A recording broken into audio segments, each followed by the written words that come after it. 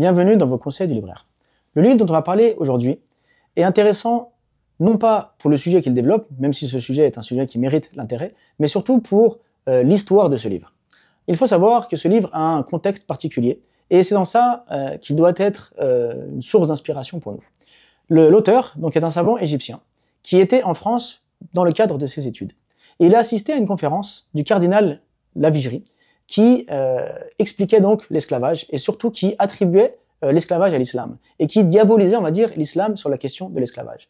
Alors, ce savant égyptien, à la suite de la conférence, a décidé d'écrire en français une réponse au cardinal Lavigerie afin justement de ne pas laisser les préjugés et le trouble autour de cette question pouvoir se propager et se répandre dans la société. Et donc, ce que ça nous montre à nous, c'est qu'on doit, nous aussi, être sensibles à ce qui se dit dans la société. On doit être sensible aux débats de société et on doit surtout y participer. Y participer de manière active en proposant d'autres lectures possibles. Car l'islam doit être une source d'enrichissement. L'islam n'est pas une religion qui doit se vivre à part dans la société, mais quelque chose qui nous tient à cœur, qui nous fait vivre au quotidien et qui doit participer donc justement à la vie de la société française, qui doit montrer un enrichissement possible dans le débat d'idées, et plutôt donc que de regarder de loin les préjugés qu'il peut y avoir sur l'islam et de dire « ah, il ne nous aime pas », et bien de se dire « tiens, finalement, moi aussi j'ai des idées, moi aussi je suis capable de les présenter, donc au lieu d'avoir moi-même des préjugés en pensant que les autres ne m'aiment pas, eh bien je vais aller au-devant, je vais moi aussi montrer ce qui m'anime, montrer ce que je crois, afin donc de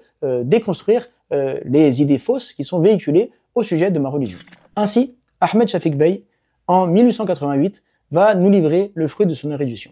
Il va nous parler de l'esclavage et montrer que l'esclavage est quelque chose de commun à toutes les civilisations, quelque chose qui a existé dans toute l'histoire humaine. Puis il va parler de l'islam, de la position de l'islam quant à l'esclavage, de la manière dont l'islam a révolutionné ce sujet et de la façon dont l'islam a cherché justement à régler ce problème, le problème de l'esclavage, et la manière dont l'islam a voulu redonner de la dignité à l'homme et favoriser justement l'affranchissement des esclaves.